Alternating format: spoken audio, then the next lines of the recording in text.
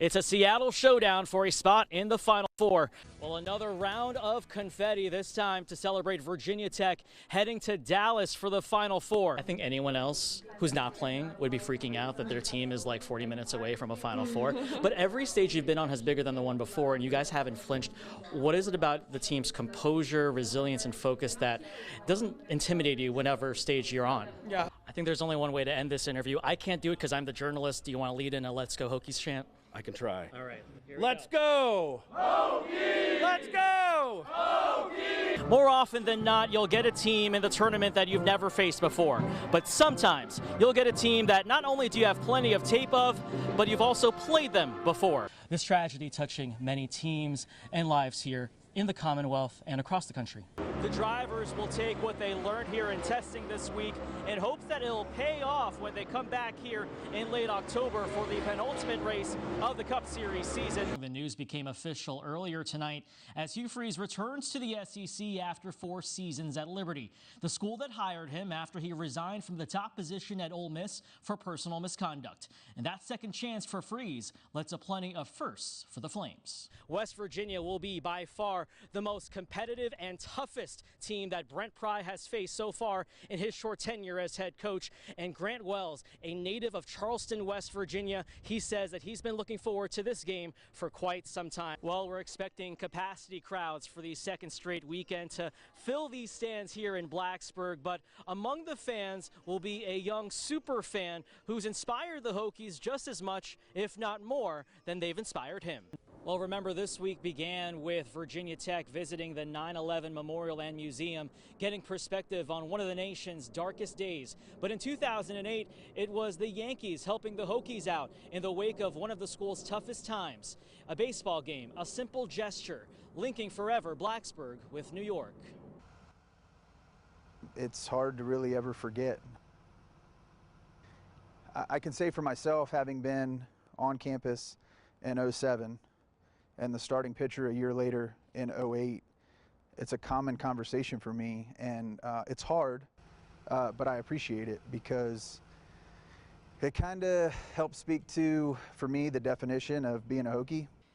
In the aftermath of the Virginia Tech school shooting that claimed 32 lives, Andrew Wells knew that baseball would be part of the healing process.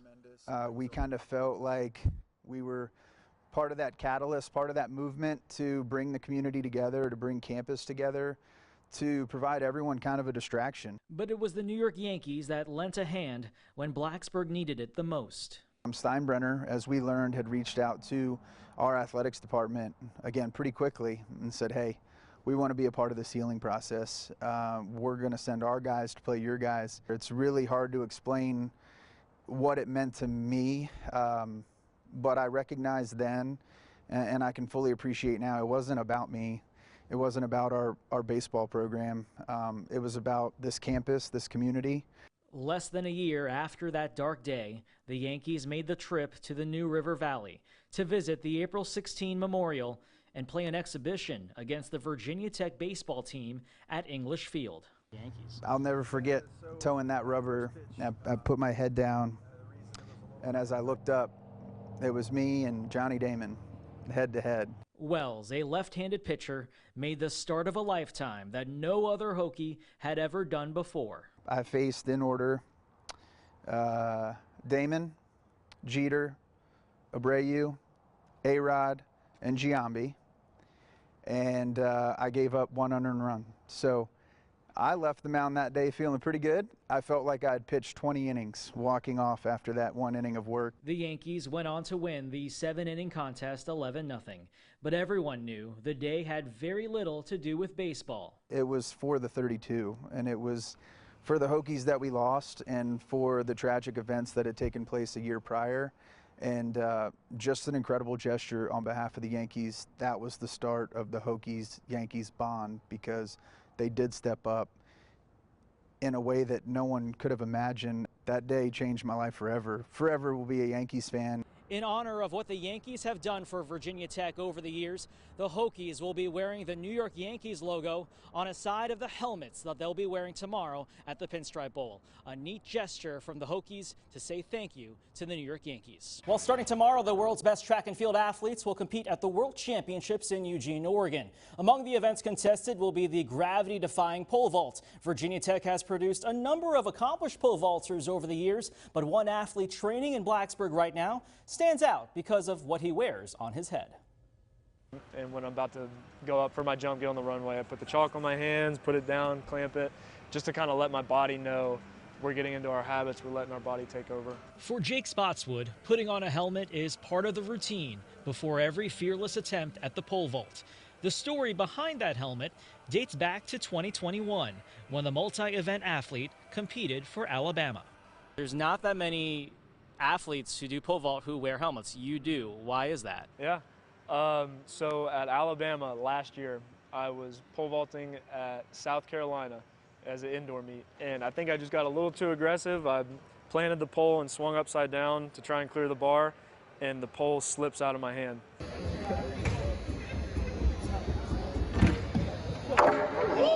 And I got knocked out in midair, fell down on the pit. I was knocked out. I was unconscious for about a minute and a half.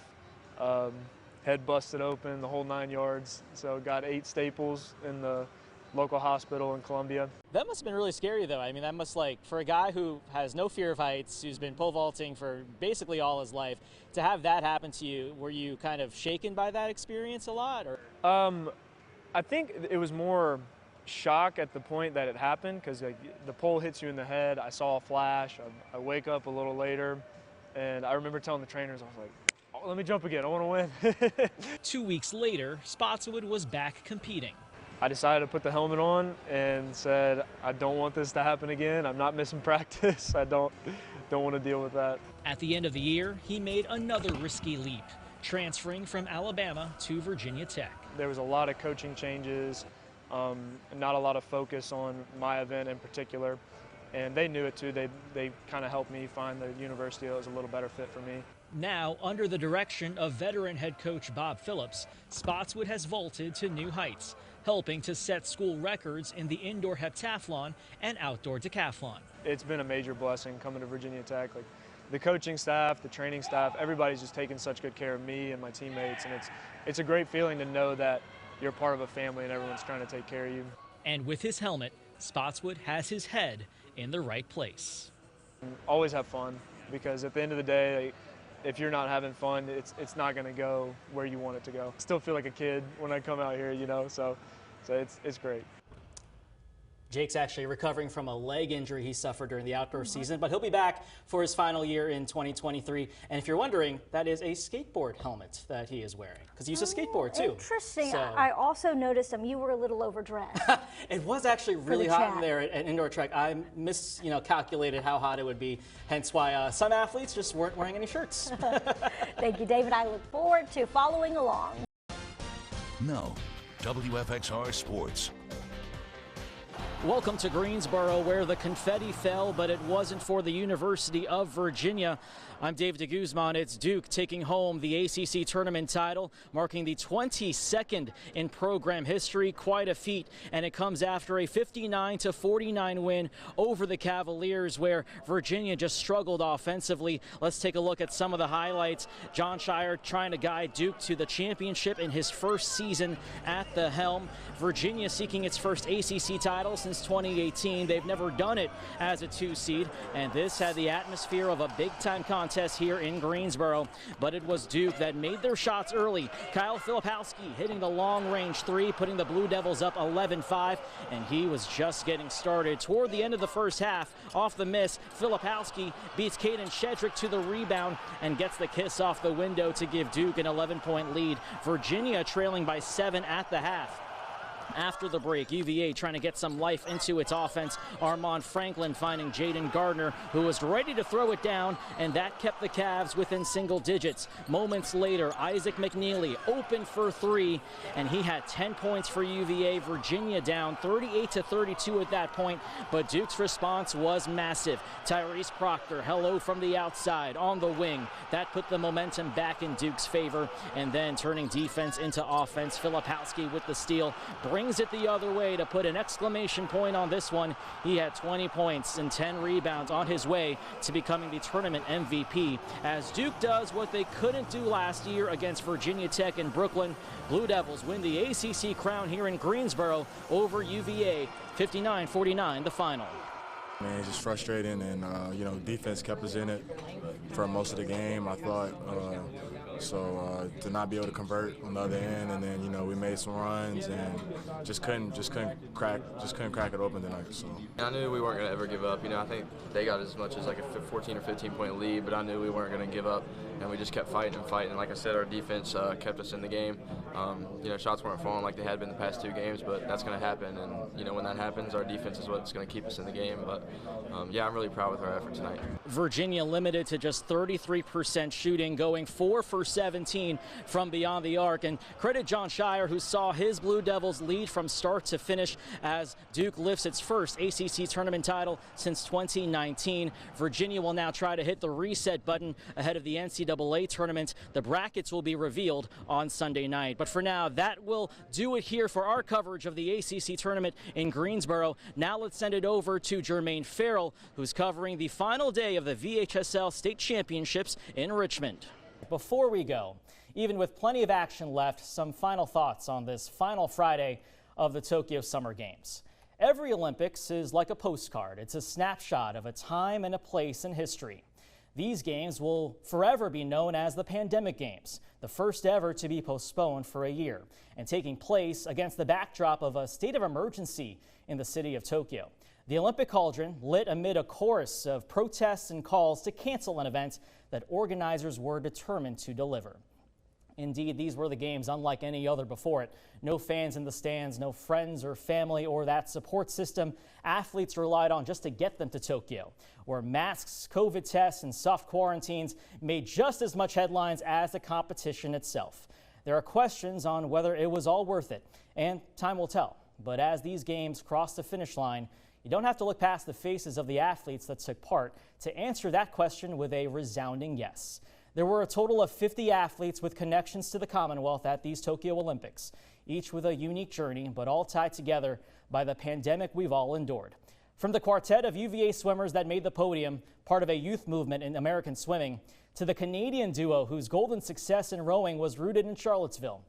We saw redemption on the pitch and gratitude on the track. The vast majority of these athletes did not bring home a medal at all, but all have memories to last a lifetime. Nothing about these games stuck to the original script we had envisioned, but they were built to be the light at the end of the tunnel of what we as humanity have been through for the last year and a half. We may still be in that tunnel, but for these 17 days, the athletes offered something we all needed, a sense of hope.